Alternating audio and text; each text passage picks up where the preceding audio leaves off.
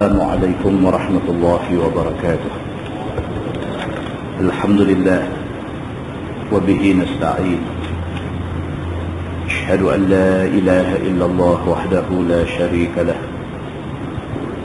وأشهد أن سيدنا محمدا عبده ورسوله،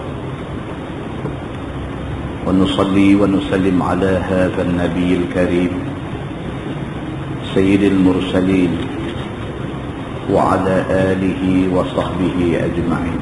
أما بعد، أيها المؤمنون اتقوا الله، أوصيكم وإياي بتقوى الله، فقد فاز المتقون. Muslimin dan muslimat, mudah-mudahan dirahmati Allah Subhanahu wa taala. Di dalam sebuah hadis an Abi Bakrah radhiyallahu anhu qala qala Rasulullah sallallahu alaihi wasallam, innaha satakunu fitan ala summa takunu fitan al-qa'idu fiha khairun min al-mashi fiha wal-mashi fiha khairun min as-sa'i ilayha ala fa-idza nazalat aw waqa'at faman kana lahu ibilun falyalhaq bi ibilihi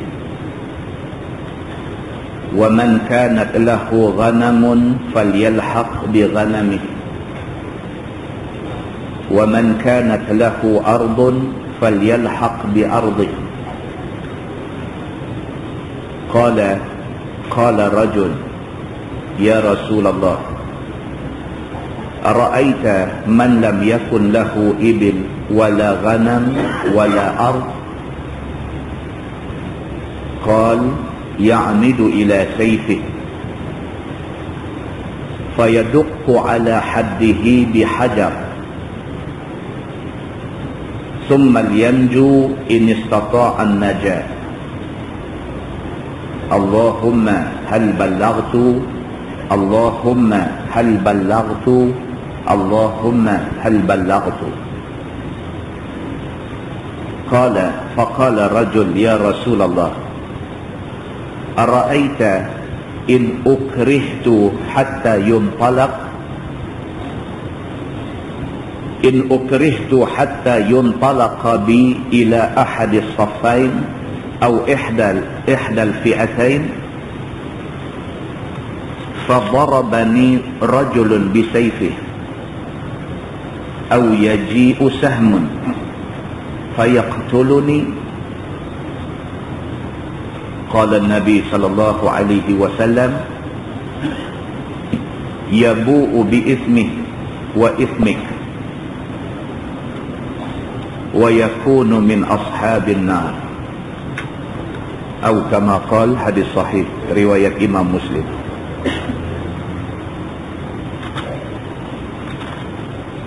Hadis ini riwayat daripada Abi Bakrah radhiyallahu anhu. Kata Abu Bakrah, Nabi sallallahu alaihi wasallam bersabda, kata Nabi, innaha satakunu fitan. Nabi kata sesungguhnya akan berlaku macam-macam fitnah dan kekacauan. 1400 tahun dulu. 1400 tahun dulu Nabi kata akan jadi al-fitan. Fitan ni plural kepada fitnah. Fitnah satu, fitan banyak. Nabi kata akan berlaku beberapa fitnah ataupun beberapa kekacauan. Ala summa takunu fitnah. Nabi kata ketahuilah akan berlaku fitnah yang sangat besar. Bila berlaku fitnah itu, al-qa'idu fiha khairun minal mashi fiha. Nabi kata bila berlaku fitnah dan kekacauan ini, Orang yang duduk lebih baik daripada orang yang duduk berjalan. Wal mashi fiha khairun min as-sa'i ilaiha. Orang berjalan lebih baik daripada orang yang berlari.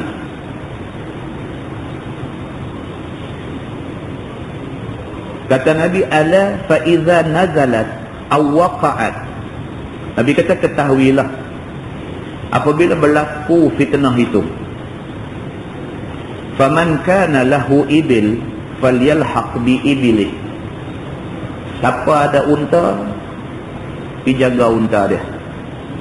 Terus aduk masuk campur dengan fitnah yang jadi.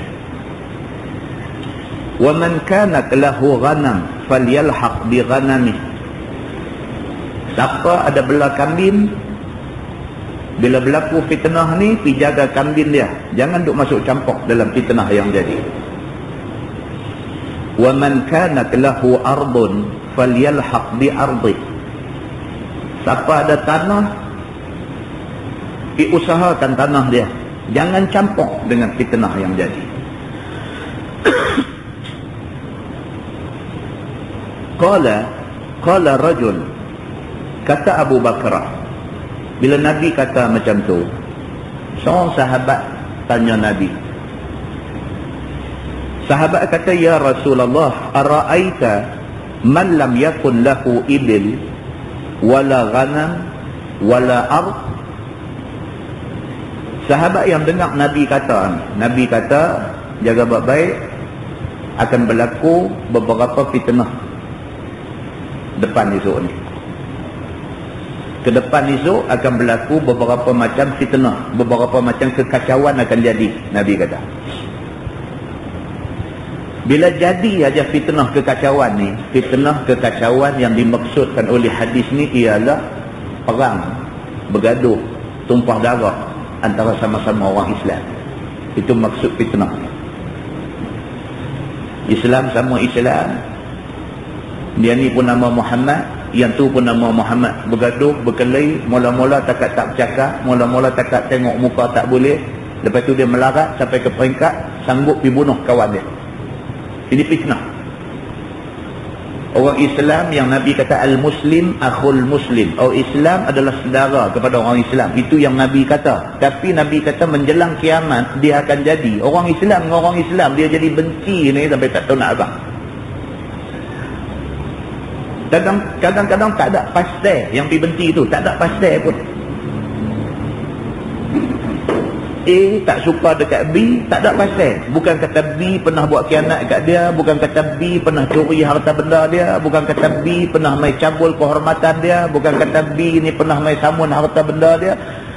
A dengan B jadi bergaduh, tak ada sebab, tak ada pasal. Tapi dia boleh jadi gaduh, dia boleh jadi benci, dia boleh jadi meluat, dia boleh jadi sampai ke peringkat ingat nak tumpah darah kawan dia. Ini fitnah. Bila berlaku benda ni, ketahuilah inilah fitnah yang dimaksudkan oleh Nabi SAW. Masalahnya Nabi kata fitnah akan jadi. Fitnah ni yang kata orang Islam benci kepada orang Islam akan jadi. Yang kata orang Islam duk simpan dalam hati, aku kalau boleh nak buat dia ni, akan jadi benda ni.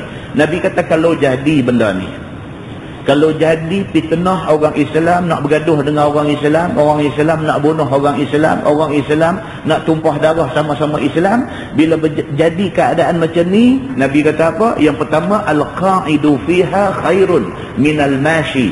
Orang hak duduk tak mau ambil tahu lebih baik daripada kawan hak duduk berjalan pergi nak ambil tahu.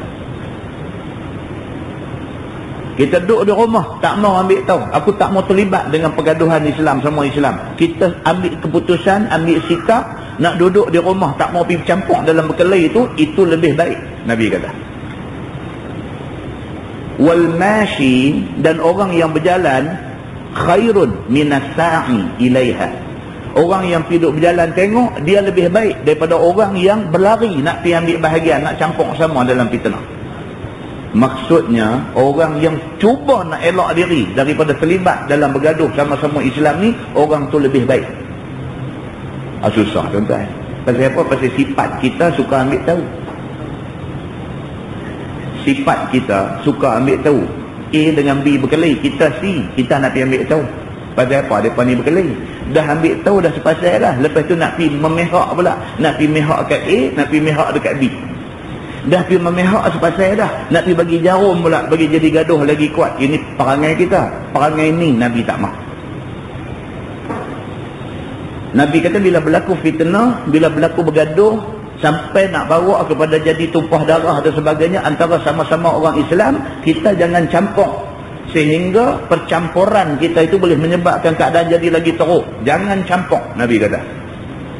Mengambil sikap duduk di rumah, tak mau pergi campur, lebih baik daripada pergi bercampur. Berjalan pergi ambil tahu, lebih baik daripada pergi terlibat sama di dalam fitnah yang berlaku. Bahkan Nabi SAW kata bila berlaku gaduh antara Islam dengan Islam, bila berlaku berkelahi sampai nak tumpah darah antara Islam dengan Islam, kata Nabi SAW, siapa ada unta, pergi belah unta dia. Tak usah campur dengan bergaduh ni. Siapa ada ghanam, ada kambing, pergi belah kambing dia. Jangan bercampur dengan orang yang duk berkelahi ni. Siapa ada arbun, ada tanah, pergi cucuk tanam di tanah dia. Lebih baik daripada pergi bercampur dengan orang yang duk berkelahi ni. Sahabat tanya Nabi.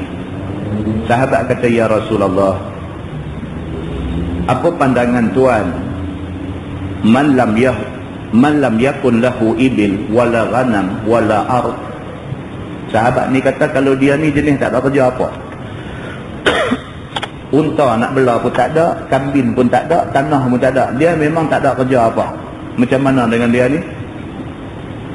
Adakah dia dibenarkan pergi bercampur, pergi masuk campur dalam bergaduh hak tu jadi tu? Pasal dia tak ada apa nak buat. Nabi suruh belah unta, unta tak ada. Suruh belah kambing, kambing tak ada. Suruh pergi bercucuk tanam, tanah tak ada. Dia apa pun tak ada. Bagi orang yang tak ada apa ni, apa dia patut buat? Adakah boleh dia pergi masuk campur dalam bergaduh antara Islam dengan Islam ni? Boleh tak boleh dia pergi masuk campur? Qala Nabi SAW. Nabi kata ya'midu ila sayfi fayaduqqu ala haddihi bihajarin summal yanju in istata'an najah. Nabi kata kalau sekiranya dia apa pun tak ada nak buat, ya'midu ila sayfi, ambil parang, pedang, apa ada di rumah tu ambil, fayaduqqu ala haddihi bihajar, pikatok batu bagi jahanam buang pedang tu. Nabi kata kalau dia apa pun tak ada. Orang Islam dengan orang Islam duk bergaduh dah. Mula start dengan hang kata kat aku kata kat hang. Lepas start dengan hang fitnah aku fitnah hang. Lepas tu melarat sampai kepada hang ambil ketil batu punggai hang, aku punggai hang. Lepas tu melarat kepada nak buat keluar parang, nak pergi tetak dan sebagainya. Bila nampak orang Islam duduk jadi bergaduh sampai macam tu, kita ni di rumah ada parang. Nabi kata ambil parang tu, katuk di batu bagi jahanam buang parang tu. Maksud dia apa tuan-tuan? Maksud dia jangan pergi campur. Bagi jahanam buang parang ni tak apa. Takut sekali lagi kita ambil, kita pergi sama. Hadis ni tuan-tuan, Nabi nak beritahu dekat kita jangan bergaduh. Itu maksud hadis ni. Jangan bergaduh dan jangan ambil bahagian dalam pergaduhan yang berlaku. Nabi kata ambil parang hak ada tu, fayaduqqu ala haddihi bihajar, ambil pi katok batu, katok bagi sumbin, bagi patah bang pedang tu, parang tu bagi tak boleh pakai. Summal yanju in istata'an najah. Kemudian Nabi kata hindarkan sedaya upaya kamu, jangan terlibat dalam bergaduh sama-sama orang Islam. Man istata', Nabi kata in istata'a, sedaya upaya jangan pergi terlibat dalam pergaduhan itu. Bukan terlibat dalam maksud kata pergi dengan parang, terlibat pergi duk tolong cakap bagi kawan ni hangat lawan dengan kawan tu pun jangan, kerana pergaduhan itu membawa rugi kepada orang Islam. Habis Nabi kata begitu, Nabi pun terus angkat tangan. Nabi kata Allahumma hal ballaghtu, Allahumma hal ballaghtu, Allahumma hal ballaghtu. Nabi terus kata, ya Allah, tidakkah aku sudah sampaikan apa yang kamu suruh aku sampaikan? tidakkah aku sudah sampaikan apa yang kamu suruh aku sampaikan? Ya Allah, tidakkah aku telah sampaikan apa yang suruh kamu sampaikan? Nabi sebut 3 kali, ya Allah, benda yang engkau suruh aku bagi tahu dekat mereka, aku dah bagi tahu dah. Nabi kata, ya Allah, aku dah habaq dah. Ya Allah, aku dah habaq dah. Nabi kata 3 kali, aku dah habaq dah dekat mereka ni semua. Orang Islam jangan bergaduh dengan orang Islam.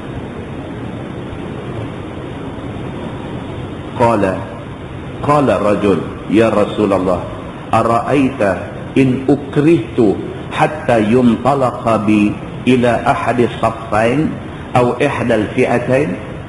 Satu orang sahabat lagi kata dekat Nabi, dia kata, ya Rasulullah, apa pendapat tuan kalau sekiranya saya dipaksa? Dia kata, saya tak mau bergaduh. Ada 2 puak orang Islam duk bergaduh. Saya tak mau campur dalam pergaduhan itu. Sebab saya tahu kumpulan A pun Islam, kumpulan B pun Islam. Saya tak mau hidup bercampur dalam soal nak bergaduh ni. Saya nak tengok A dengan B jadi kawan, jadi baik.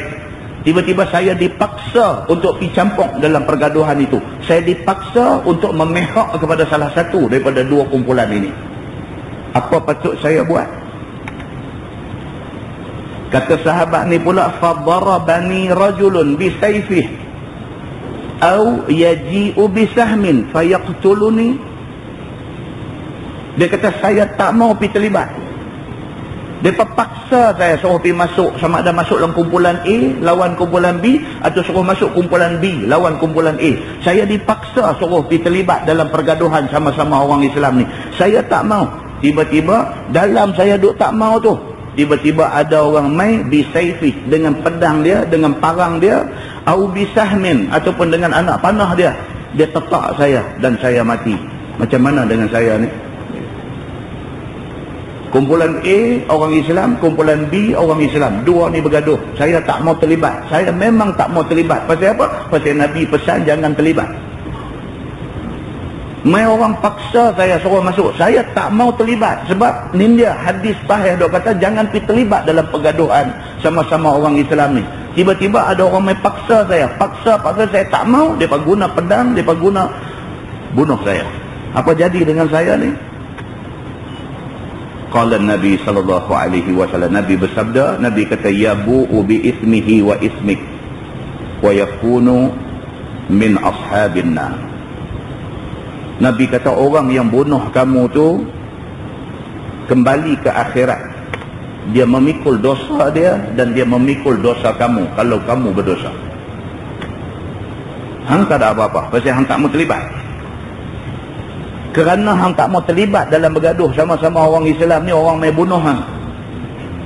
Orang yang bunuh hang tu dia berdosa, dia balik menghadap Allah bawa dosa dia bunuh hang.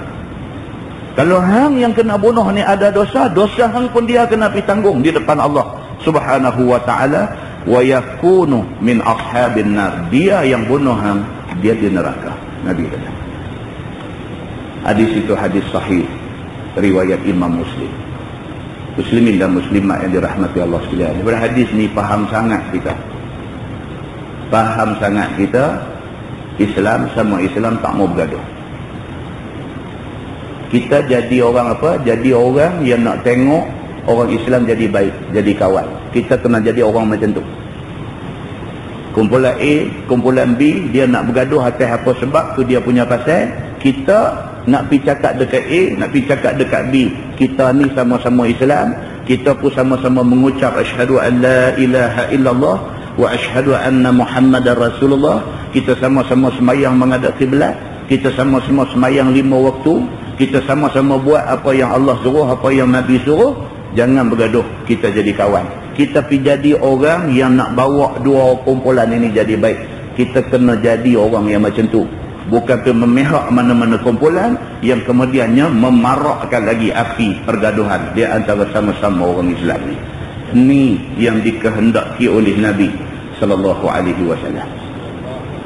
Mudah-mudahan mukadimah itu memberi manfaat kepada kita semua dan kita ambil iktibar. Kita adalah sama saudara, sama se-Islam, dan kita tak mahu sama-sama kita ada benda-benda yang boleh menyebabkan rugi agama kita di atas dunia ni. Mudah-mudahan Allah bagi taufik dan hidayah kepada kita semua. Kita tak tergolong dalam golongan orang yang terpedaya dengan iblis, sehingga kita menjadi pencetus kepada fitnah pergaduhan di antara sama-sama orang yang sama agama. Wallahu a'lam. Kita menggunakan Bahrul Mazi jilid 7. Jilid 7 muka surat 160. Muka surat 160. Kita masuk bab ma yaqul fi salati 'ala al-mayyit. Muka surat 160. Bab ma yaqul fi salati 'ala al-mayyit. Itu bab barang yang diucapkan dalam sembahyang mayat. Ketahuilah saudaraku, sembahyang atas mayat itu ada barang yang diucapkan di dalamnya daripada doa. Sembahyang mayat ni tuan-tuan, dalam mazhab Syafi'i dia kata sembahyang. Maknanya dalam mazhab Syafi'i sembahyang mayat kena ada ayat sembahyang. Dalam mazhab lain ada yang mengatakan sembahyang mayat ni doa. Maka dengan kerana itu untuk sembahyang mayat tidak perlu ada wudu. Tak ada wudu pun boleh sembahyang mayat. Tapi dalam mazhab Syafi'i sembahyang mayat adalah sembahyang. Oleh kerana dia adalah sembahyang, dia kena ada ayat sembahyang. Itu cerita dia. Baik. Jadi dia kata yang dikatakan sembahyang mayat ini di dalam dia ada banyak doa. Setengah daripadanya datang hadis yang menunjukkan atas Nabi ada mendoakan dia. Iaitu seperti hadis yang dikeluarkan oleh Imam At-Tirmizi. Kata dia an Ibrahim, an Abi Ibrahim Al-Ashhali an abihi qala kana Rasulullah sallallahu alaihi wasallam idza shalla 'ala al-janazah qala Allahumma ighfir li hayyina wa mayyitina wa syahidina wa ghaibina wa saghirina wa kabirina wa zakarina wa unthana. Itu ada di antara doa yang Nabi baca begitu. Di doa sembahyang mayat ni pun kalau kita tengok hadis Nabi dia ada banyak macam lah. Banyak macam bacaan. Yang kita duk baca ni Allahumma ighfir lahu warhamhu wa'afihi wa'fu anhu wa akrim nuzulahu. Itu pun juga ada dalam hadis. Itu pun ada dalam hadis. Dan ada juga dalam hadis Nabi baca macam ni. Nabi baca Allahumma ighfir li hayyina wa mayyitina wa syahidina wa ghaibina wa saghirina wa kabirina wa zakarina wa unthana. Ada juga Nabi baca begitu. Mana-mana baca yang ada sabit daripada hadis Nabi sallallahu alaihi wasallam tidak salah. Begitu. Diriwayatkan daripada Ibrahim Al-Ashhali daripada bapa dia. Kata dia adalah Nabi sallallahu alaihi wasallam apabila sembahyang ia atas satu jenazah, maka ia mengucap akan doa yang begini maknanya. Wahai Tuhanku, ampun olehmu kiranya bagi orang yang hidup daripada kami dan orang yang mati daripada kami. Nabi doa macam tu. Bukan sahaja doa pada kawan hak duk dalam kain kapan depan tu, tapi doa kepada hak duk hidup semua sekali. Nabi doa semua sekali. Dan orang yang hadir daripada kami dan orang yang gaib daripada kami. Nabi doa sekali. Ni hak mai sembahyang mayat sekali Nabi doa, hak tak mai pun Nabi doa sekali. Begitu. Dan orang muda daripada kami dan orang tua daripada kami. Nabi doa orang muda orang tua masuk sekali. Dan orang laki-laki dan orang perempuan di kalangan kami. Maka doa Nabi ini menunjukkan lampau rata orang yang didoakannya. Itu dia. Nabi SAW dia kalau doa dia suka cover semua sekali. Itu sebab tuan-tuan doa paling baik ialah apa? Rabbana atina fid dunya hasanah wa fil akhirati hasanah wa qina azabannar. Itu doa paling cantik. Minta dunia baik, akhirat baik, jauh daripada api neraka. Doa ni dia cover semua sekali. Yang kata doa supaya dunia baik apa dia? Duduk atas dunia sehat. Duduk atas dunia ada rezeki luas. Duduk di atas dunia rumah tangga bahagia. Ini semua minta doa atas dunia baik. Tak payah sebutlah satu-satu. Minta ya Allah panjang umur, minta ya Allah anak-anak bagi cerdik, ya Allah minta kita murah rezeki. Tak payah minta dah. Minta Rabbana atina fid dunya hasanah. Doa tu cover semua. Wa fil akhirati hasanah, minta akhirat baik. Akhirat baik apa dia? Start daripada mati tu nak langkah masuk akhirat. Minta daripada mati tu husnul khatimah, mati elok. Minta mati kita tu mati dalam keadaan sempurna. Kita tidak disusahkan ketika sakaratul maut. Minta kita bila mati anak beranak hak tinggal semua reti agama, dia menyegerakan mayat kita dikebumikan. Dia tak simpan kita sampai 1-2 hari. Anak-anak reti agama, dia tahu mayat mesti disegerakan. Pak dia mati, dia kira cepat-cepat nak simpan. Itu kebaikan untuk kita. Minta lepas mati masuk kubur jadi terang benderang, kubur jadi luas. Itu semua wa fil akhirati hasanah. Sampailah cerita bangkit padang mahsyar, sampai cerita hisab dimudahkan, sampai lintas siratan mustaqim mudah, sampai masuk syurga, duduk syurga tempat paling tinggi dan sebagainya. Semua tu wa fil akhirati hasanah. Wa qina azabannar, minta tak maulah kita ni masuk neraka, minta kita dijauhkan daripada api neraka. Maka doa ni adalah doa yang diamalkan oleh Nabi, bahkan menjadi amalan kepada Imam Malik radhiyallahu anhu. Imam Malik, dia biasa Imam Malik habis sembahyang dia doa banyak tu ya.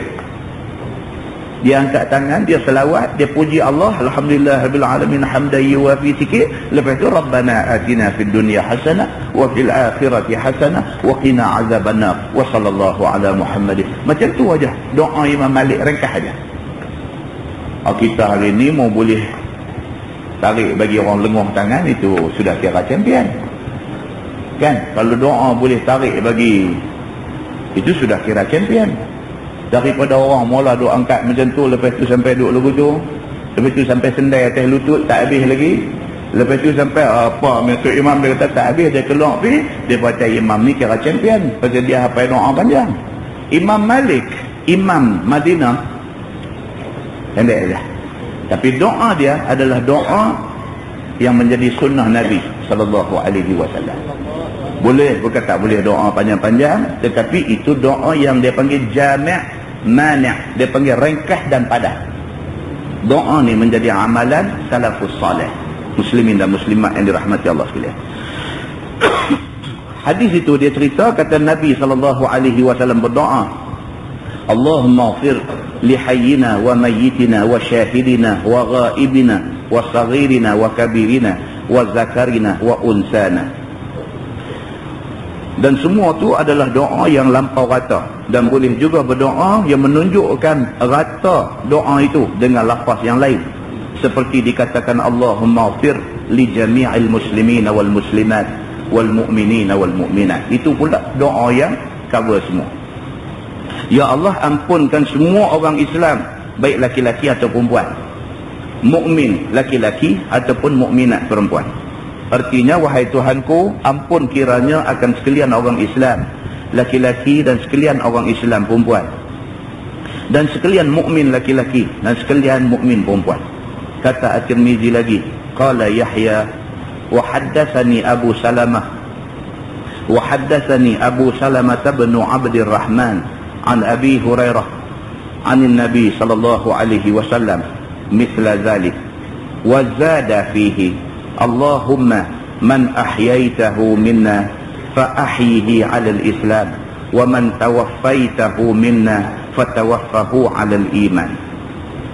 Kata Yahya, dan bercerita akan daku oleh Abu Salamah bin Abdurrahman daripada Abi Hurairah daripada Nabi sallallahu alaihi wasallam seumpama yang demikian itu.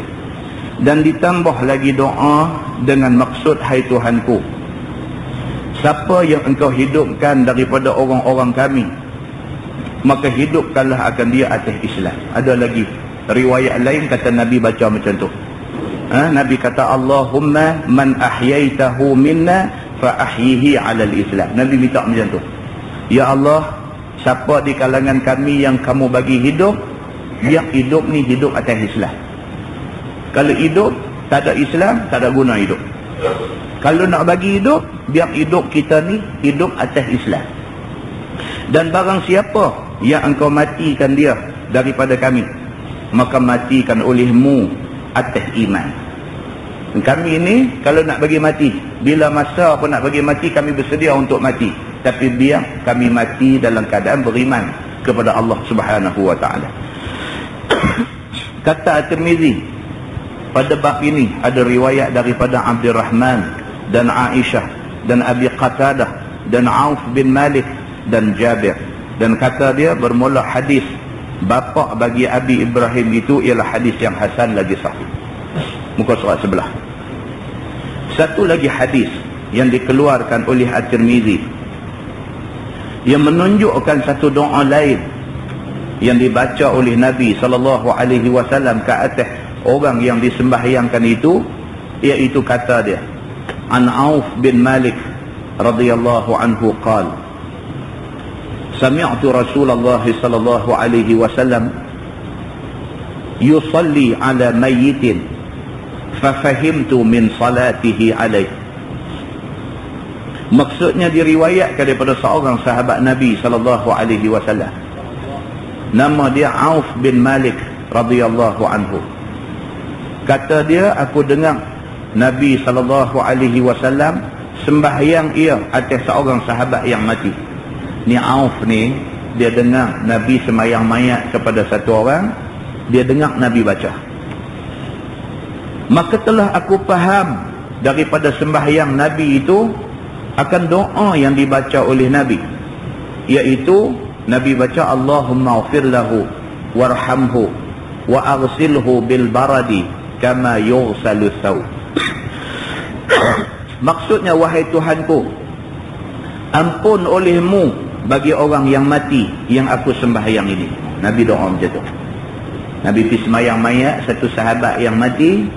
Nabi minta, Allahumma, ya Allah ya Tuhan, ighfirlah, Allahumma ighfirlah, ya Allah ampunkan dia ni, dan beri rahmat olehmu akan dia, warhamhu, dan beri rahmat olehmu akan dia, dan basuh olehmu akan dia dengan air batu sebagaimana membasuh kain yang putih.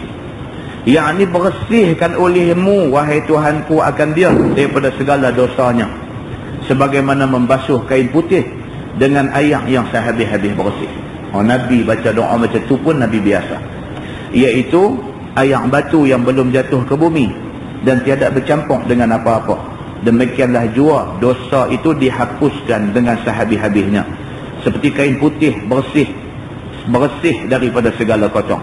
Kata At-Tirmizi, ini hadis hasan lagi sahih. Itu bacaan jenis yang kedua yang Nabi biasa baca.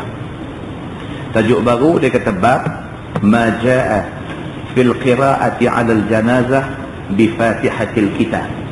Itu bab yang datang pada menyatakan bacaan atas jenazah dengan Fatihatil Kitab. Sembahyang mayat, di antara yang kita wajib baca dalam sembahyang mayat ialah baca Al-Fatihah. Itu maksud dia.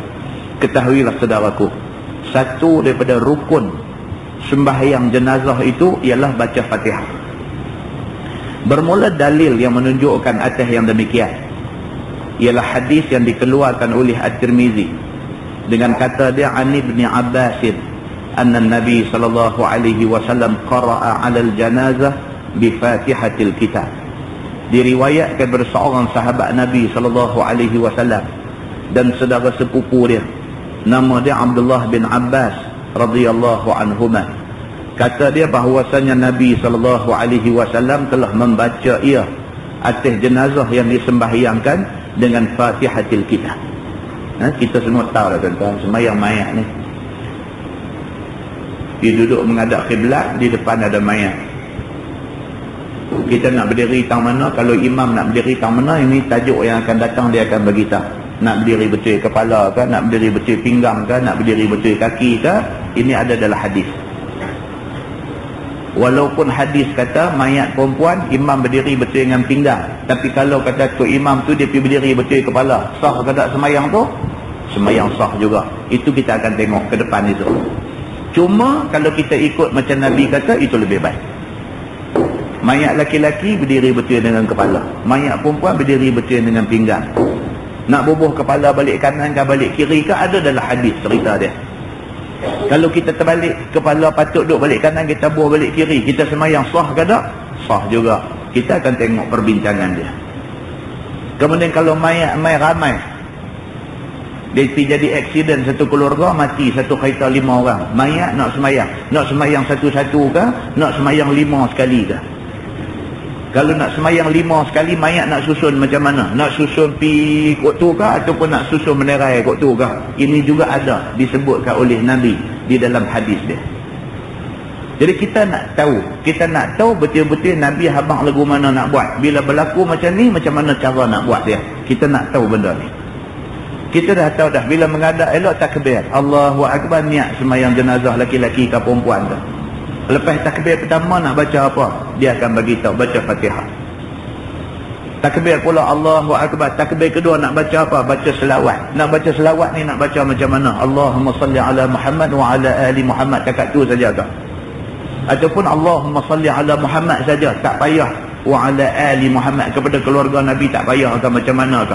Kalau orang baca Allahumma salli ala Muhammad sahaja, sah ke tak semayang mayat dia? Kita akan tengok dalam perbincangan ni.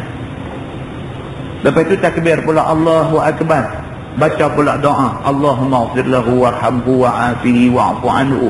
Kalau orang ni dia jenis bejat sikit, nak hafal panjang-panjang tak boleh, otak dia reject. Dia tak boleh hafal panjang-panjang. Dia baca Allahumma ighfir lahu warhamhu, cukup banyak tu aja. Boleh ke tak boleh ke? Dan dia nak semayang sangat ni, sebab yang mati ni pak dia, yang mati ni mak dia, yang mati ni bini dia, yang mati ni anak dia. Dia nak semayang sangat, tapi dia masalah tak reti nak hafal panjang-panjang tu tak boleh. Boleh tak boleh, dia hafal takat tu aja. Allahumma ighfir lahu, ya Allah ampunkan dia. Ingat dalam hati ni bapa aku, minta ya Allah ampunkan dia. Boleh ke tak boleh? Kita akan tengok. Kemudian takbir yang keempat tu, ada ke tak ada lagi doa? Dalam hadis kata ada ke tak ada? Kalau kata tak ada, kita nak baca Allahumma la taftinna ba'dahu waghfir lana walahu. Boleh ke tak boleh? Kita akan tengok perbincangan dalam hadis macam mana Nabi kata tentang benda ni. Ini faedah. Bila kita mengaji, kita nampak benda ni. Benda ni sudah terang bagi kita, tapi sudah terang lagi bersuluh. Kita nak suluh lagi dengan hadis-hadis Nabi, supaya benda ni kita tahu dengan ilmu yang yakin. Kita yakin kata hak kita buat ni sandaran daripada hadis Nabi sallallahu alaihi wasallam. Ini kita nak tengok tentang baca Fatihah di dalam sembahyang mayat. Kata At-Tirmizi, pada bab ini ada riwayat daripada Ummi Syuraik. Dan bermula hadis Ibnu Abbas ini ialah hadis yang tiada begitu kuat isnadnya. Satu lagi hadis yang dikeluarkan oleh At-Tirmizi yang menjadi dalil atas membaca Fatihah pada sembahyang mayat itu. Kata dia, an Talhah bin Auf anna ibn Abbas shalla ala janazatin faqara'a bi fatihatil kitab faqultu lahu faqala innahu min as-sunnah atau min tamam as-sunnah.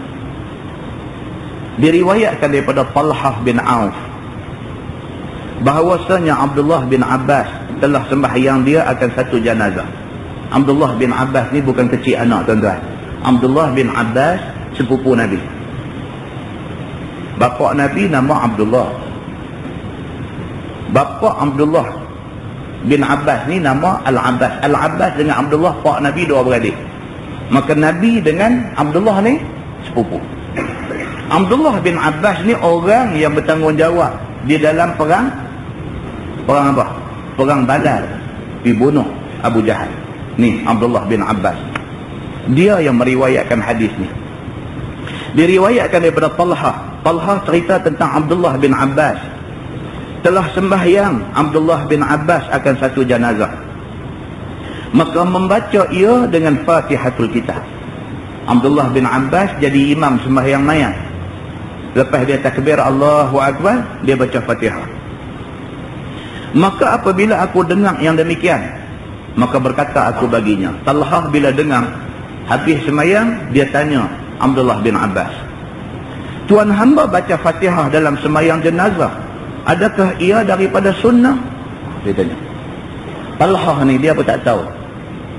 Bila habis, Dia tanya Abdullah bin Abbas yang jadi imam sembahyang mayat ni. Tadi dengar dia kata baca Fatihah, lepas takbir Allahu Akbar dengar baca Fatihah. Baca Fatihah ni sunnah kan? Maka jawab Abdullah bin Abbas bahawasanya ia daripada sunnah. Dia kata betul. Baca Fatihah dalam sembahyang mayat ni adalah sunnah Nabi atau daripada kesempurnaan sunnah Nabi. Dia kata, buat yang ni maka sempurnalah sunnah Nabi. Yakni membaca Fatihah di dalam sembahyang mayat itu disuruh akan dia oleh Nabi SAW. Kata Tirmizi, bermula ini hadis hasan lagi sahih. Dan bermula amal atas ini hadis di sisi ahlul ilmi daripada sahabat Nabi SAW dan lain daripada mereka itu. Memilih mereka akan dibaca Fatihah kemudian daripada takbir pertama. Kita takbir aja Allahu Akbar, a'udzubillahi minasyaitanirrajim, bismillahirrahmanirrahim, alhamdulillahirabbil alamin, baca Fatihah. Maka ialah perkataan Imam Asy-Syafi'i dan Imam Ahmad dan Ishaq. Dan kata setengah daripada ahlul ilmi, tiada dibaca di dalam sembahyang atas jenazah. Hanya ia menyebut-nyebutkan sifat kamalat bagi Tuhan ke atasnya dan selawat atas Nabi dan doa bagi mayat. Maka ialah perkataan At-Tawri dan lain daripada ahlul Kufah. Ini pendapat yang dhaif. Dalam mazhab Syafi'i, baca Fatihah itu rukun di dalam sembahyang mayat dan dia sabit daripada hadis Nabi SAW. Masalah dia kata baca Fatihah dalam sembahyang jenazah, apakah hukumnya? Kata Imam Nawawi rahimahullahu taala, membaca Fatihah itu fardu di dalam sembahyang jenazah. Clear. Fatihah mesti kena baca. Dengan tiada khilaf di sisi kita, yakni dalam mazhab Syafi'i. Dan yang afdalnya iaitu dibaca kemudian daripada takbir yang pertama. Very clear. Sembahyang mayat, takbir mula Allahu Akbar, Fatihah. Very clear. Maka jika dibaca akan dia kemudian daripada takbir yang lain daripada takbir yang pertama itu, nescaya harus ia. Kalau baca lepas daripada takbir lain pun tak salah. Telah mentasrihkan dia oleh satu jamaah daripada ashab kita. Tak salah dia kata, tapi menyalahi sunnah. Pasal Nabi baca selepas takbir yang pertama. Macam tu. Kemudian bawah tu dia ulang yang tu saja. Tuan-tuan tengok masalah yang bawah tu. Masalah dia kata mengucap amin bagi Fatihah sembahyang mayat, apa hukumnya? Mengucapkan amin. Kata Imam Nawawi rahimahullah ta'ala, telah muwafaqah al-ashab atas sunat mengucap amin mengiringi Fatihah sembahyang jenazah itu seperti hukum di dalam sekalian sembahyang. Maka setengah daripada orang yang menakal akan ittifaq itu ialah Al-Qadi Abu Tayyib di dalam takliknya. Maksudnya lepas takbir pertama Allahu Akbar, baca Fatihah sampailah ghairil maghdubi alaihim waladdallin, amin. Amin itu disebut itu disunatkan. Baik. Amin tu bukan dalam Fatihah, dia tak masuk dalam ayat Fatihah. Itu sebab tak ada orang tanya, boleh tak boleh kita baca a'udzubillahi minasyaitanirrajim? Boleh tak boleh kita kata amin? Kerana a'udzubillah dengan amin tak termasuk dalam Fatihah. Dia bagi tahu di sini ta'awuz a'udzubillahi minasyaitanirrajim boleh, amin pun boleh. Tak jadi kesalahan. Masalah membaca surah di dalam sembahyang mayat, apa hukumnya? Ini bila dia rajin terlebih. Dia pergi sembahyang mayat, apa usalli ala hadzal mayyiti lah, dari sembahyang atas mayat ni Allahu Akbar, Fatihah. Dah waladdallin, amin, a'udzubillahi minasyaitanirrajim, lagu diubah lam yakunin pula satu. Dia kata kita alang-alang nak buat ni, buat bagi kemas. Dia kata itu dia tak kata kemas, yang tu dia kata jahil. Kita ni kadang-kadang kita nak modify, kita nak modify ibadat yang Nabi tunjuk. Kita kena ingat satu, hak Nabi tunjuk tu yang terbaik. Kita cuba nak modify jadi lebih baik, dia akan jadi tak baik. Sebab hak Nabi buat tu yang paling baik. Ini kena bahas. Setengah kita ni hak Nabi buat tu, kita duk kata tak elok, kita nak bagi elok lagi. Tak tuan-tuan. Hak Nabi buat tu yang paling elok. Tapi modify tu jadi tak elok. Kan? Kita beli kereta keluar main tu elok dah. Depa nak buh rim, depa nak bubuh apa tu semua depa timbang semua sesuai dah. Kita ambil pi potong spring, pi nak bagi merendam lah, nak bagi apalah. Lepas tu buat alignment tak mau nak dapat elok. Kereta tu dia kengkang kat endu punca. Kita duk heran ni pasal apa ni duk pi buat alignment dia tak boleh nak dapat elok. Pasal apa? Kawah ada buat alignment tu kata pasal hang lah. Pasal hang 3 suku lah kereta ni jadi lebu ni, dia kata. Kalau hang pakai spring asal hak kelang buat tu tak jadi lebu ni. Pasal hang pi duk modify, buang spring tu pi bubuh spring ikut otak hang kata buat ni lagi elok daripada hak asal. Inilah akibat dia. Kereta lepas steering terus masuk parit, lepas steering terus masuk parit. Buat alignment sampai kebas, tangan-tangan kawan tu pun tak boleh nak jadi apa, dia duk cari parit juga. Pasal apa? Pasal modify punya pasal. Ibadah ni pun bukanlah contoh yang sesuai benda ni, tapi yang ibadah ni pun lebih kurang macam tu lah. Nabi bagi tu elok dah, tak payah modify lah. Nak modify lagi. Nabi tunjuk elok dah dalam bab kematian ni. Kita duk baca bab kematian ni, Nabi buat tu elok dah.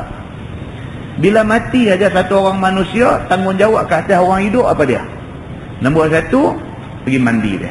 Nombor 2, kapan dia. Nombor 3, semayang dia. Nombor 4, kebumikan dia. Dan benda ni Nabi suruh buat bagi segera. Itu hak Nabi habang. Kita tapi duk reka buat lagi kot ni, celah buat ni, modify sikit lagu tu lagu ni. Mayat nak bawa keluar daripada rumah pun upacara ni, tak tahu berapa punya mayat macam upacara nak bawa keluar mayat daripada rumah ni. Punya duk tambah reka tu. Ke depan esok tak tahu mungkin nak keluar lagu ada trompet bunyi dulu, kalau loceng bunyi tu, nak buat bagi elok. Kerana kita rasa hak Nabi buat tu tak apa elok, kita nak bagi elok. Yang ni silap kita. Duduk reka ni, mayat dah bawa keluar main mati tak dulu, tahan ni panggil anak cucu main duk lintas ke bawah keranda, pi balik. Tuan-tuan ada tak? Amalan macam ni ada. Duk lintas ke bawah keranda, pi balik dengan lu buat teriak lah apalah semua. Apa satu benda yang depan ni tidur buat? Nabi tak pernah hajak benda tu, tapi ada kawan ni yang kreatif terlebih ni, dia pergi reka buat benda ni. Macam-macam lah, duk tambah ni macam-macam sampai syarat benda yang kadang-kadang membawa dosa. Muslimin dan muslimat yang dirahmati Allah sekalian, mari kita balik tengok Nabi ajak macam mana Nabi ajak macam tu kita buat. Cantik benda ni. Muslimin dan muslimat yang dirahmati Allah sekalian. Membaca surah dalam sembahyang mayat, apa hukum dia? Kata Imam Nawawi di dalam Syarah Al-Muhazzab, dan pada membaca surah itu 2 wajah. Telah ittifaq, telah sepakat ulama atas yang asahnya tiada sunnah ia. Sepakat ulama mengatakan tiada sunnah, Nabi tak pernah buat macam tu. Tidak menjadi sunnah Nabi benda ni. Dan yang mengatakan sunnah itu iaitu membaca surah yang pendek. Maka diambilnya dalil atas sunatnya itu iaitu hadis yang diriwayatkan daripada Talha bin Abdullah bin Auf. Kata dia, sallaitu خلف ابن عباس على جنازة فقرأ فاتحة الكتاب وسورة فجهر فيها حتى سمعنا فلما انصرف أخذت بثوبه فسألته عن ذلك فقال سنة وحق. Setelah sembahyang aku di belakang Ibni Abbas atas satu jenazah, maka membaca ia akan Fatihatul Kitab dan surah, maka menyaring ia padanya sehingga kami dengar akan dia. Maka tak kala berpaling, aku pegang kain dia, lalu aku tanya akan dia daripada yang demikian itu. Maka kata Ibnu Abbas, iaitu sunnah Nabi dan hak. Hadis ni bukan hadis sahih. Maka oleh kerana dia bukan hadis sahih, ulama sepakat mengatakan membaca surah itu tidak sunnah. Tuan-tuan, kita kena jaga. Hadis ni pun macam-macam cerita. Kitab hadis saja ada berapa? Sahih Bukhari, Sahih Muslim. Ini dia panggil As-Sahihain. 2 kitab hadis yang semua hadis yang ada di dalam dia sahih. Dia start daripada At-Tirmizi, Sunan At-Tirmizi, Ibnu Majah, Abu Daud, An-Nasai. 4 ni dia panggil kitab Sunan. Di dalam 4 kitab ni dia ada campur. Ada hadis hasan, dia ada hadis dhaif, dia macam-macam. Tapi dua kitab yang mula ni, yang kata Sahih Al-Bukhari dengan Sahih Muslim ni, ini semua hadis yang ada di dalam dia hadis sahih. Bila kita nak berhujah dengan orang, nak kata benda ni boleh, benda ni tak boleh, kita kena berhujah dengan hadis sahih. Kalau hujah kita itu bukan hadis sahih, hujah kita tak kuat. Dan kita tak boleh guna hadis yang tidak sahih untuk berhujah mempertahankan sesuatu hukum. Oh, yang ni kena faham. Jadi kalau ada orang mai, dia bawa mai hadis yang tidak ada di dalam Bukhari dan Muslim, dia nak bertahan kata benda tu sunnah, sedangkan dalam Bukhari Muslim kata macam lain, kita kena faham, hang punya hujah tolak pergi tepi lah. Kerana apabila bertemu hadis sahih dengan hadis yang bawah daripada martabat sahih, kita kena pakai hadis sahih. Itu cerita dia. Baik. Masalah, dia kata membaca doa iftitah dan ta'awuz pada semayang jenazah, apa hukumnya? Ini lagi satu nak modify lagi. Semayang mayat, Allahu Akbar, Allahu Akbar kabira walhamdulillahi kabir. Bubuh iftitah pula dulu. Kan? Baik, dia kata semayang mesti dia kata ada iftitah. Dia kata, hampa baca sudahlah, dia kata benda ni sunat, aku nak buat sunat. Dia kata sunat. Adakah iftitah itu sunat? Kita tengok. Kata Imam Nawawi rahimahullah ta'ala, bermula doa iftitah itu telah ittifaq ulama yang asahnya tiada dibaca di dalam sembahyang mayat. Tak dibaca. Dan ada pun ta'awuz itu boleh dibaca. Sebelum baca Fatihah, a'udzubillahi minasyaitonirrajim, bismillahirrahmanirrahim, alhamdulillahirabbil alamin. A'udzubillahi minasyaitonirrajim itu boleh baca. Kerana firman Allah, fa iza qara'tal Qur'an fasta'iz billahi minasyaitonirrajim. Kerana ada perintah dalam Quran. Dalam Quran sendiri Allah sebut fa iza qara'tal Qur'an, apabila kamu nak baca Quran, fasta'iz billahi minasyaitonirrajim, maka hendaklah mengucap a'udzubillahi minasyaitonirrajim. Maka membaca ta'awuz a'udzubillahi minasyaitonirrajim itu sunat pada bila-bila masa. Kita nak baca Quran, sunat mula dengan a'udzubillahi minasyaitonirrajim. Baik, masalah menyaringkan bacaan dalam semayang jenazah, apa hukumnya? Di semayang jenazah dibaca doa, kan? Jadi imam takbir Allahu Akbar, bismillahirrahmanirrahim, dibuat begitu. Allah. Kau duduk belakang ni awal pula ni. Ni imam Mekah ke, imam Morocco kan? Ke imam Maruku mereka. Dia pergi buat terah begitu. Apa hukum dia? Kata Imam Nawawi di dalam kitab Majmu' telah muwafaqah ashab kita atas ketiadaan nyaring bacaan daripada selawat atas Nabi SAW dan doa. Sepakat ulama semayang mayat tidak dinyaringkan, maksudnya baca pelan. Semayang mayat baca pelan. Dan telah muwafaqah mereka atas menyaringkan takbir dan salam. Hak derah ni takbir aja. Allahu Akbar, yang tu bagi derah, pasal orang makmum nak dengar. Dengan tiap-tiap kali takbir, 4 kali takbir tu nyaring, dengan salam lah sekali. Assalamualaikum warahmatullahi, bagi belakang dengar. Itu saja, hak lain baca pelan. Dan muwafaqah mereka itu tidak menyaringkan dengan bacaan pada siang hari. Dan pada malam hari itu lebih asahnya tiada dinyaringkan juga. Malam ke, semayang mayat waktu malam ke, semayang mayat waktu siang ke, semayang mayat tidak dinyaringkan. Itu aja cerita dia.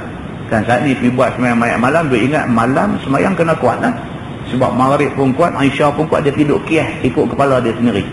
Kalau begitu semayang mayat pun kena kuat. Bismillahirrahmanirrahim, dengan buat sengau Saudi semua cukup kat dia. Kan? Ini nampak lain macam. Dan takbir Allahu Akbar, Bismillahirrahmanirrahim. Ni imam mana ni? Tak okey juga. Kan? Dinyaringkan itu tidak disunatkan. Baik. Kemudian bawah tu dibuat contoh. Contoh apa nama doa dan sebagainya itu, Allahumma abduka wa ibnu abdik kharaja min rauhid dunya wa sa'atiha wa mahbubuhu wa ahibba'uhu fiha. Itu contoh. Contoh muka sebelah. Muka sebelah masalah salawatkan Nabi di dalam sembahyang jenazah itu bagaimana? Takbir pertama Fatihah, kita kata dah tadi. Sunat dimulakan dengan a'udzubillahi minasyaitanirrajim, lepas tu baru baca Fatihah dan diakhiri dengan amin. Lepas tu takbir pula Allahu Akbar, takbir yang kedua. Takbir yang kedua nak selawat. Selawat ni bagaimana? Dia kata, selawatkan Nabi di dalam sembahyang jenazah itu bagaimana? Kata Imam Nawawi rahimahullahu ta'ala, telah berkata sahibul muhazzab dan jamahirul ashab, selawat atas Nabi SAW fardu di dalam sembahyang jenazah. Yang kedua, selawat. Selawat mesti kena selawat. Tiada sah sembahyang jenazah melainkan dengan dia, yakni dengan selawat. Mesti selawat. Dan syaratnya ialah mengiringi takbir yang kedua. Takbir yang kedua, selawat. Telah mensarahkan dia oleh As-Sarkhasi di dalam Al-Amali. Al-Amali itu nama kitab. Dan yang telah kami sebutkan salawat akan Nabi itu wajib ia di dalamnya ialah yang masyhur dan yang memutuskan dengan dia oleh al-ashab pada sekalian turuknya. Maknanya selawat ini fardu, mesti baca di dalam sembahyang mayat. Baik, selawat ke atas al, dia kata alif lam al. Al maksudnya keluarga. Dalam Quran dia ada surah Ali Imran, al. Alif lam biji itu al. Ali maksudnya keluarga Imran. Bukan? Kita selawat pun Allahumma salli ala Muhammad wa ala ali. Ali keluarga. Kan? Kalau orang Arab di Saudi sana, kalau kita sebut Nabi Muhammad sallallahu alaihi wasallam, depa sebut dia balik sallallahu alaihi wa ala alihi wasallam. Sepatutnya kenal begitu. Sepatutnya kenal begitu. Bila selawat ni, selawat bukan sahaja kepada Nabi, tapi juga kepada keluarga Nabi, kepada ahlul bait, kepada ahli keluarga Nabi. Baik, dalam sembahyang mayat adakah disuruh kita selawat sekali dengan al, sekali dengan keluarga Nabi? Dan adakah disuruh mengucap alhamdulillah dulu sebelum berselawat? Dan doa atas mukmin di dalam sembahyang jenazah, apa hukumnya? Kata Imam Nawawi rahimahullahu ta'ala, telah berkata ashab kita rahimahumullah, sekurang-kurang selawat Nabi kita ialah Allahumma salli ala Sayyidina Muhammad. Sekurang-kurang banyak tu. Bagi orang yang payah tapi nak sembahyang mayat, tapi payah nak hafal selawat yang panjang, sekurang-kurang bila dia takbir Allahu Akbar, baca Fatihah. Takbir yang kedua Allahu Akbar, Allahumma salli ala Muhammad. Dekat tu pun sudah kira okey. Dia kata sekurang-kurangnya begitu. Dan tiada wajib selawat ke atas al atas qaul yang mazhab, dan dengan dialah memutus oleh jumhur ulama. Tak wajib. Tapi kalau nak sambung lagi, itu lebih afdal. Takbir yang kedua Allahu Akbar, Allahumma salli ala Muhammad wa ala ali Muhammad kama sallaita ala Ibrahim wa ala ali Ibrahim. Kita habiskan semua. Itu lebih afdal lagi, dia kata. Baik, dan telah dinaqal oleh Al-Muzanni di dalam Al-Mukhtasar daripada Imam Asy-Syafi'i, apabila sudah takbir yang kedua maka boleh dia mengucapkan alhamdulillah. Ada juga hadis yang mai kata takbir sembahyang mayat yang kedua Allahu Akbar, sebut alhamdulillah dulu, lepas tu baru Allahumma salli ala Muhammad. Ada juga begitu, dan benda ni dicatatkan oleh Imam Asy-Syafi'i. Kemudian selawat Nabi sallallahu alaihi wasallam, kemudian doa ke atas mukmin laki-laki dan mukmin perempuan, dan inilah nasnya, dia kata boleh begitu. Dan ada pun doa bagi mukmin itu maka telah muwafaqah ashab atas sunatnya. Doa ni sunat. Dan ada pun alhamdulillah maka ittifaq mereka itu atas bahawasanya tiada wajib dia. Kalau orang tu dia nak sembahyang mayat, dia pergi usalli ala hadzal mayyiti arba'a takbiratin semua, Allahu Akbar, a'udzubillahi minasyaitonir rajim, bismillahirrahmanirrahim, alhamdulillahirabbil alamin, sampai habis waladdallin, amin. Kemudian Allahu Akbar, dia nak kata alhamdulillah dulu, tidak salah. Kalau tak mau kata pun tak salah. Kalau takbir yang kedua Allahu Akbar, tawih Allahumma salli ala Muhammad wa ala ali Muhammad kama sallaita ala Ibrahim, itu pun sudah memadai, sudah cukup. Itu mengikut keputusan yang disebut oleh Imam Asy-Syafi'i. Baik, masalah dia kata membaca doa di dalam sembahyang jenazah itu apa hukumnya? Kata Imam Nawawi rahimahullahu ta'ala, telah muwafaqah nusus Asy-Syafi'i dan ashab atas bahawasanya doa itu fardu pada semayang jenazah. Doa juga fardu. Dan ia satu rukun daripada beberapa rukunnya. Dan sekurang-kurangnya ialah yang jatuh ia atas nama doa. Tetapi adakah disyaratkan doa itu ditentukan bagi mayat ataupun boleh membaca doa yang umum saja? Maka yang sahihnya wajib ditentukan ke atas mayat dengan doa itu. Doa ni tak boleh Rabbana atina fid dunya hasanah wa fil akhirati, itu umum. Doa semayang mayat ni dia mesti khusus kepada mayat. Allahumma ighfir lahu, ya Allah ampunkan dia ni kau hak mati ni, khusus kepada si mati. Itu mesti dia dalam doa semayang mayat mesti khusus kepada orang mati. Dan tiada memadai doa bagi mukmin dan mukminat sahaja. Bahkan hendaklah dikatakan masalan, contohnya Allahumma ighfir lahu, Allahumma arhamhu dan seumpamanya. Masalah membaca doa bagi semayang jenazah itu bagaimana yang afdalnya? Kata Imam Nawawi rahimahullahu ta'ala, bermula yang afdal telah datang ia di dalam beberapa hadis. Setengah daripadanya ialah hadis Auf bin Malik. Kata dia telah sembahyang Nabi SAW atas satu jenazah, maka aku hafaz doanya begini. Ni yang kata sahabat Nabi ni otak cerdas, hati terang. Dia pendengar Nabi baca, hafal lalu. Dia pendengar Nabi baca tu, telinga ni duk pasang, hafal. Tu kira hafal dah. Terang. Itu sebab tuan-tuan kita baca cerita Imam Syafi'i sendiri pun macam mana dia. Imam Syafi'i macam mana yang kata Imam Syafi'i ni, dia kalau dia baca kitab nak kena tutup sebelah, baca sebelah balik ni. Dia bagi logik dia apa, dia kata kalau dia tak tutup sebelah, dia tengok tu dia boleh 12 kali. Allahu Akbar kan. Macam mana? Tak, kita hari ni pun kita bila baca surah Abang kan, ada tuan-tuan baca surah Abang baca word by word. Kita baca surah Abang hari ni, kita mana ada baca patah. Kita tengok tu, kita scan habis. Kita baca surah Abang tu, kita tengok zoom habis sampai bawah dah, kita tahu dah apa dia isi dalam surah Abang tu, tahu dah. Mana ada orang hidup baca sepatah. Itu kita dengan surah Abang kita. Imam-imam dulu, mereka dengan kitab mereka, dengan Quran, dengan kitab hadis mereka, macam tu jugalah. Dia tengok tu macam photostat tu, zup dapat masuk dalam hati. Kita dengan surah Abang aja boleh lagu tu.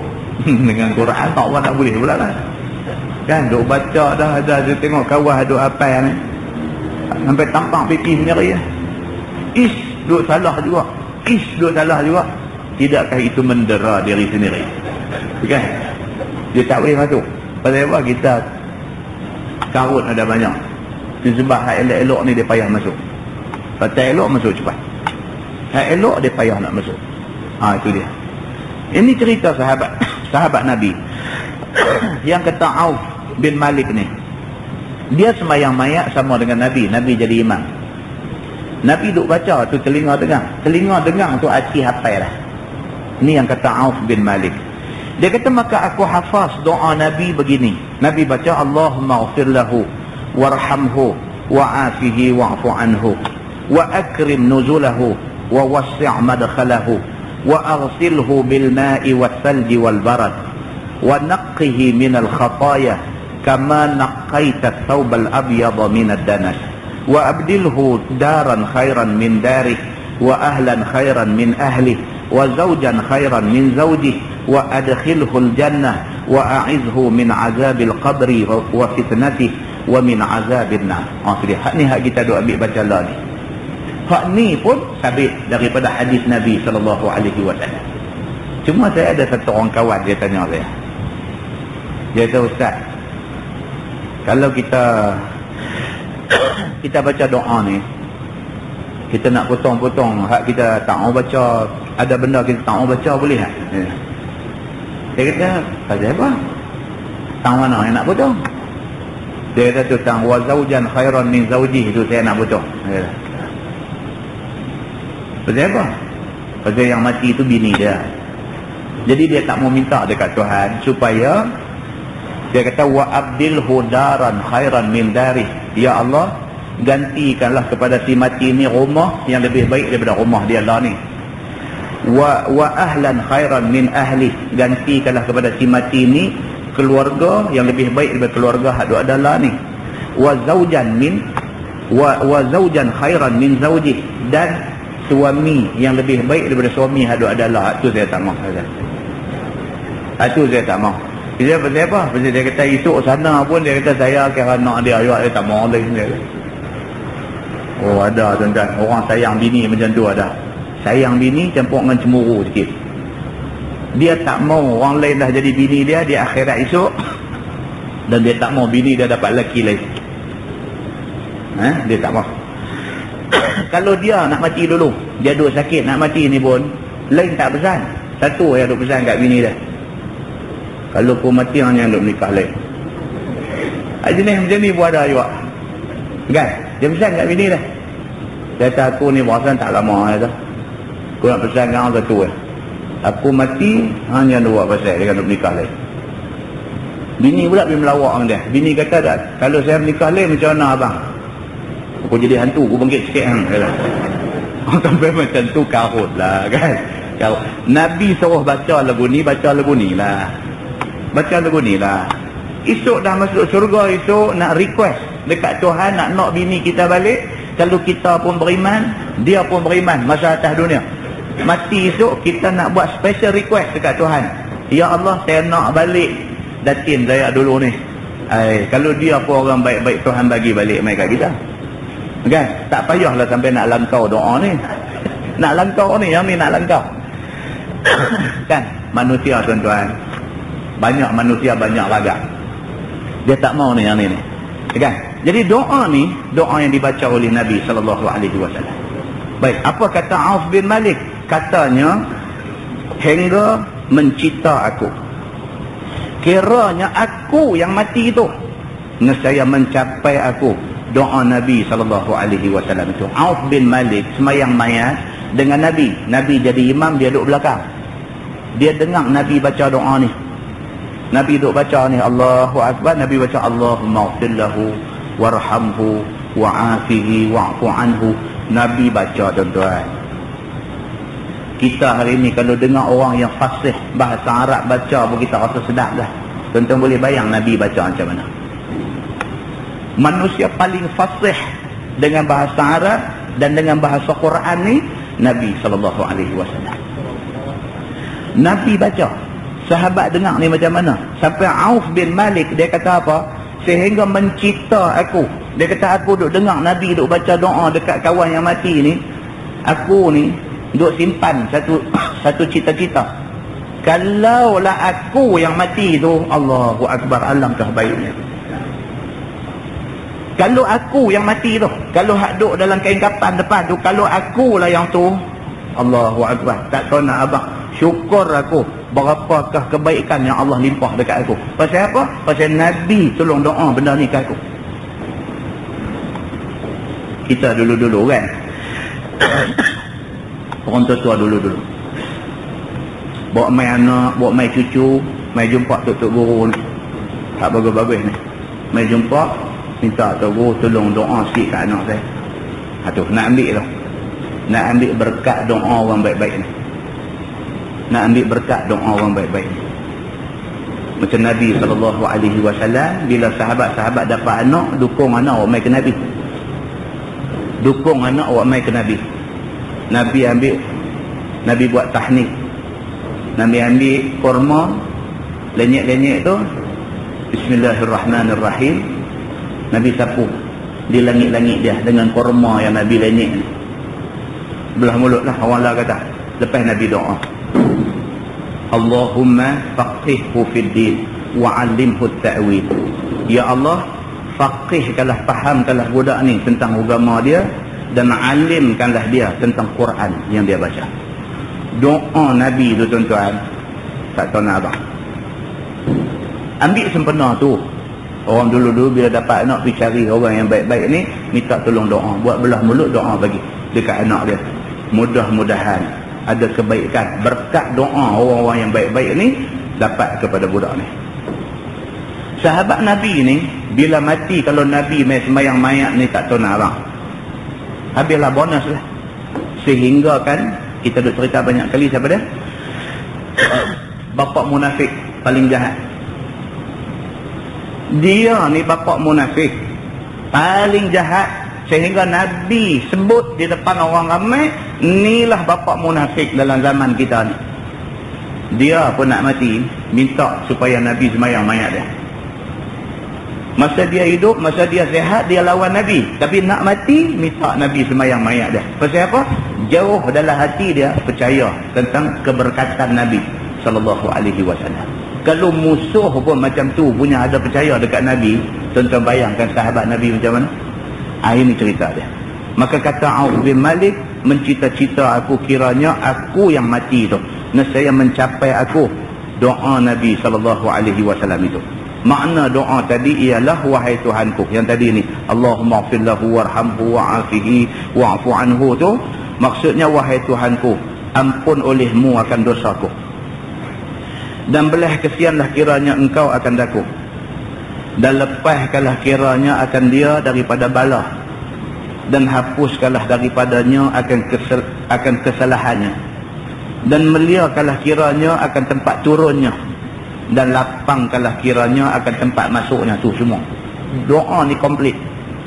Dan bersihkan dia dengan air dan salju dan air batu, dan bersihkan dia daripada sekalian kesalahannya, sebagaimana engkau bersihkan kain putih daripada kotor-kotornya, dan gantikanlah kiranya akan dia dengan kampung yang lebih baik daripada kampung dunia, dan beri akan dia keluarga yang lebih baik daripada keluarga di dalam dunia, dan isteri yang lebih baik daripada isteri di dalam dunia. Ini kalau laki-laki minta ganti kepada isteri baik, kalau isteri minta ganti suami yang baik.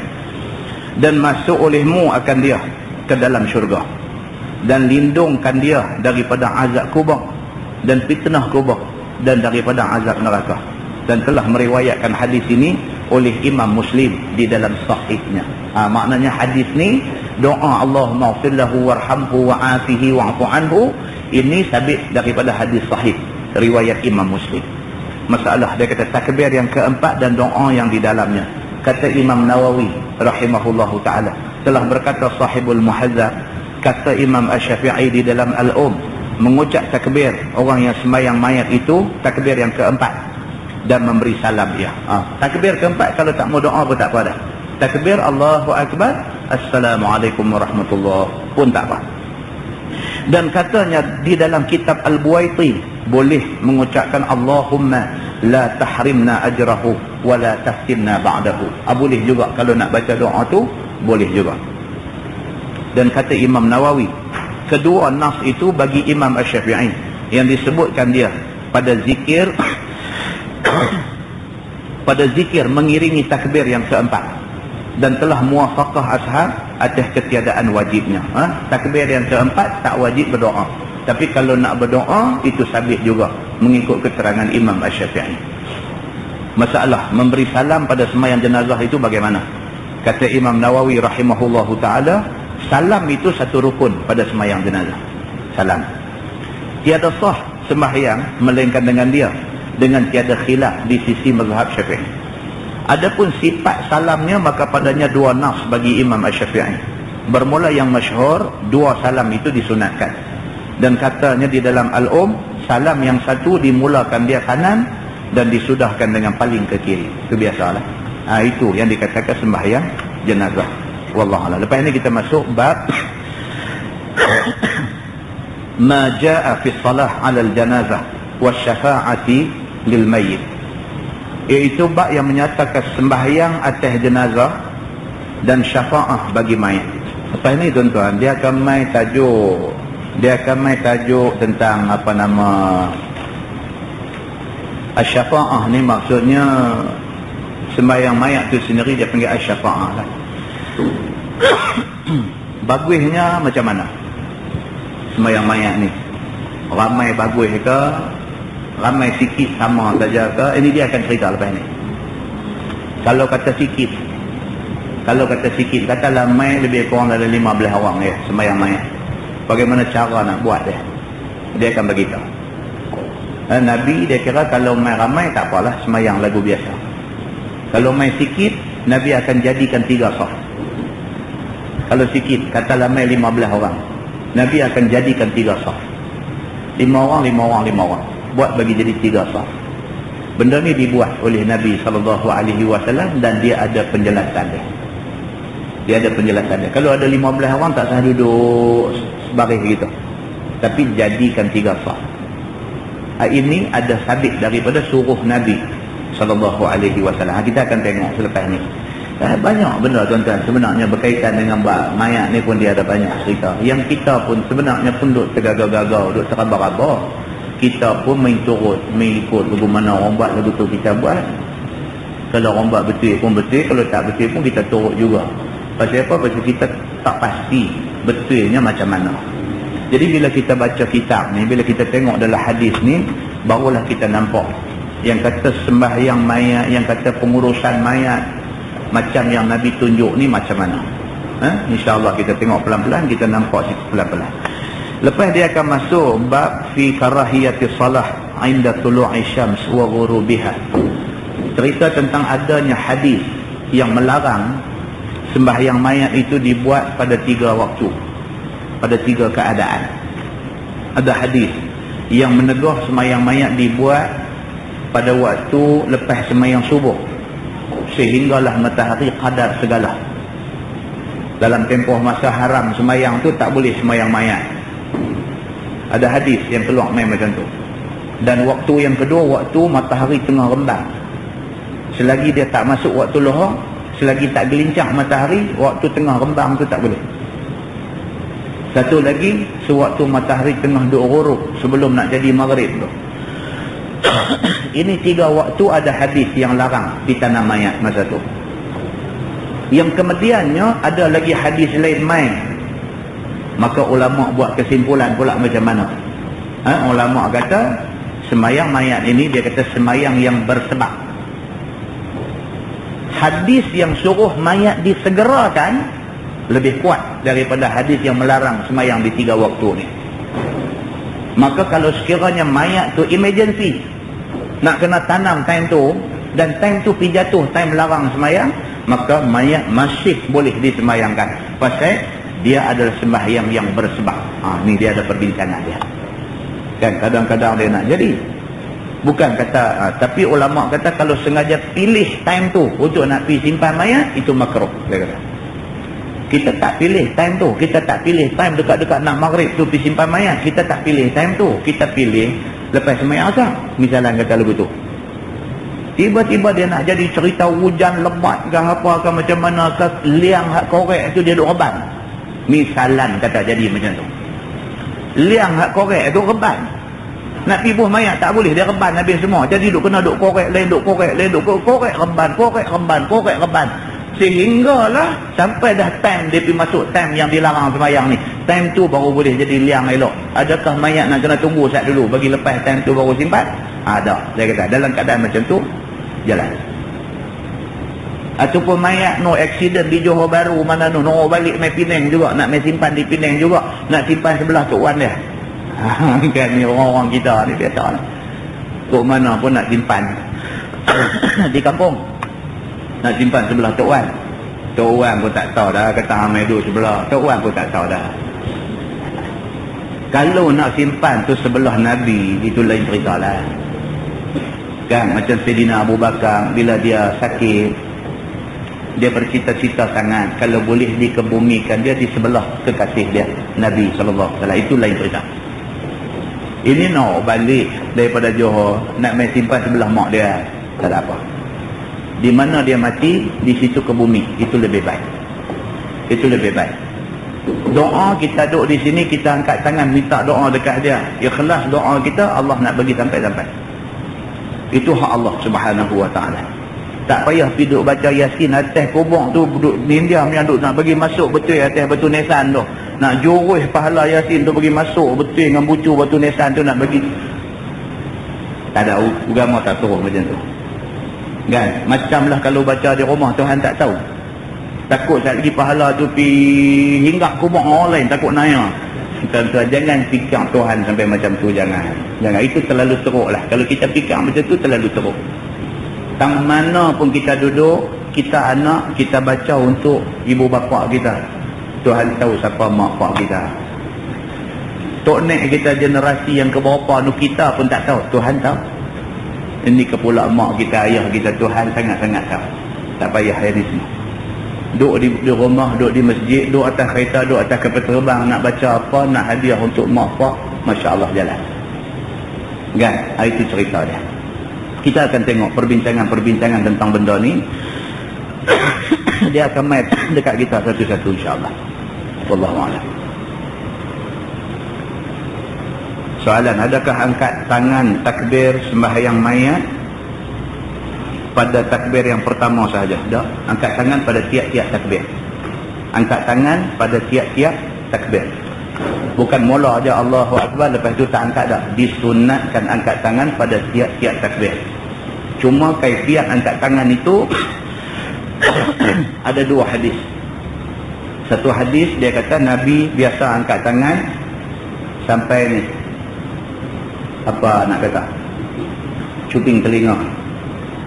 Ada hadis kata Nabi angkat tangan bertentang dengan bau. Ada dua hadis, dua-dua pun boleh. Bukan sembahyang jenazah, sembahyang fardu waktu pun sama. Kita boleh Allahu Akbar di sini boleh, ataupun Allahu Akbar di sini pun boleh. Dua-dua ada hadis.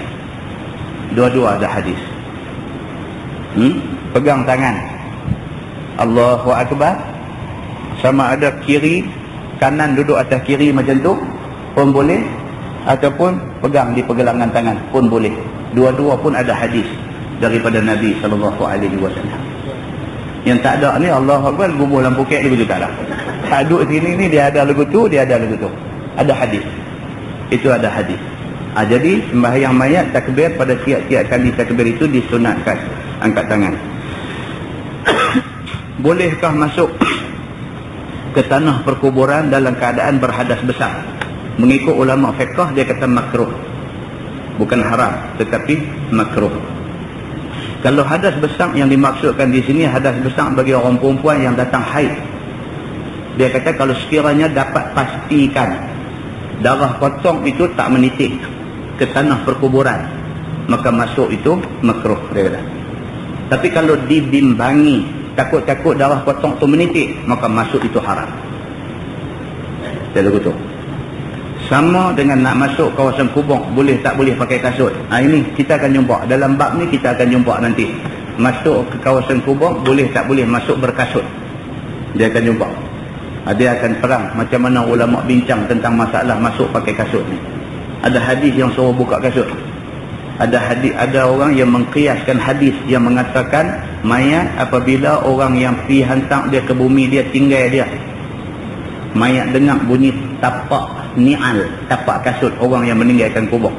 Bila hadis sebut kata dengar tapak kasut, maksudnya boleh pakai kasut masuk kubur. Ada ulama kias macam tu. Tetapi apapun sebaik-baiknya masuk kubur tanggal kasut sebagai tanda hormat kepada penghuni kubur ni. Dan kita bila lintas kubur kita duduk doa, kita duduk bagi salam. Alaikas salam ya ahlad diyaril mu'minin. Alaikas salam ya ahlad diyaril mu'minin. Ke atas kamu semua selamat wahai ahli kampung orang yang beriman. Kita hormat, itu perkampungan orang yang beriman, kita tunjuk hormat kita macam mana. Kita hormat rumah orang, kita masuk buang kasut di luar. Demikian juga perkampungan mereka, kita masuk, kita buang kasut di luar. Itu tanda hormat. Dia ada banyak perbahasan dan tentang adab kita ketika berada dalam kubur. Soalan, bolehkah berdoa untuk jenazah selepas selesai bagi salam sembahyang mayat? Pihak Jabatan Mufti Pulau Pinang ada mengeluarkan kenyataan melarang orang ramai melambat-lambatkan pengkebumian jenazah dengan berdoa selepas selesai memberi salam. Sebaliknya, tidak perlu berdoa dan terus ke tanah perkuburan untuk ke bumi jenazah minta pandangan ustaz. Betul? Yang ni ada stikler, tuan-tuan. Semua masjid dapat stikler ni. Jabatan Mufti Pulau Pinang ada keluar satu stikler, satu surat perkeliling kepada semua masjid, memaklumkan tentang sembahyang mayat. Bila habis sembahyang mayat, Assalamualaikum warahmatullahi, Assalamualaikum warahmatullahi, terus hantar mayat disimpan. Ada stikler daripada Jabatan Mufti Pulau Pinang. Tetapi menjadi amalan di kebanyakan masjid, dia rasa tak puas hati kalau tak doa selatih lagi.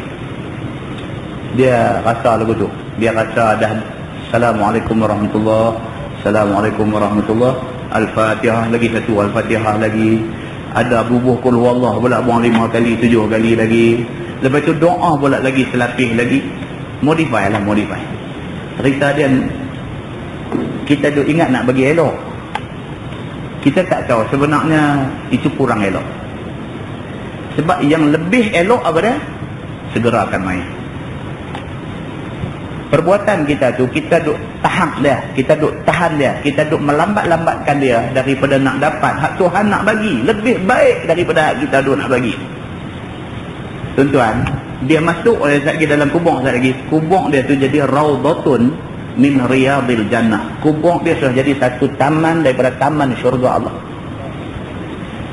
Kalau kita sayang dekat dia, kita tahu dia orang baik, kita sayang dekat dia, kita nak bagi dia cepat dapat ni, anugerah Allah ni nak bagi dia cepat dapat. Buat macam tu, bagi cepat. Tapi kita bukan berniat nak bagi dia lambat dapat kebaikan. Kita punya niat lain. Kita punya niat ni nak bagi doa lebih lagi kat dia. Sampai dah very last moment dah nak doa lagi. Kita punya intention, kita macam tu. Niat kita baik, tapi kita buat tu kurang baik. Begitu kan. Jadi itulah kadang-kadang susah je tuan-tuan. Kalau kita kata orang tolak saya pergi jadi imam, semua yang katalah macam tu kan, kita buat habis semua Assalamualaikum warahmatullahi, Assalamualaikum warahmatullahi, kita terus pusing, orang bukan duk tengok kita. Betul dia kata dia ni mazhab apa, jadi salah kita ni. Padahal hak kita buat tu dari segi agama tak salah. Apatah lagi di Pulau Pinang menepati pula arahan pejabat mufti. Tapi hak duk ada ni kata salah juga. Dia kata salah. Boleh sampai tak ada doa, tak ada apa, bagi salam cunggit terus apa dah. Kalut nak pergi mana? Jadi duk kena berdarah kat atas belakang lagi tu. Susah kadang-kadang susah. Bila ada kematian dalam kampung kita sendiri, kita nak pi pun jadi susah.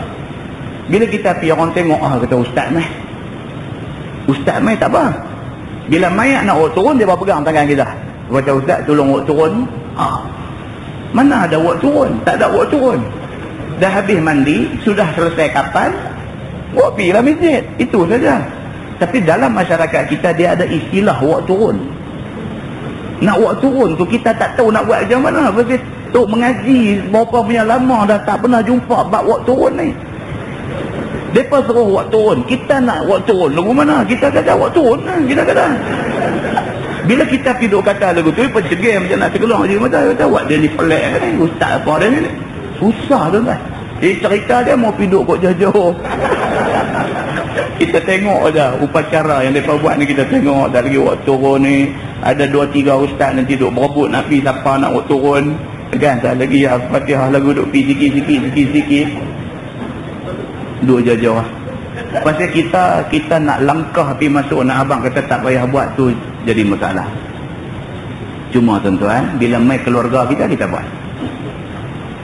Mai keluarga kita buat. Kita cakap jadi berkelis. Tak mau cakap. Mai keluarga kita buat. Siapa tengok, dia patah.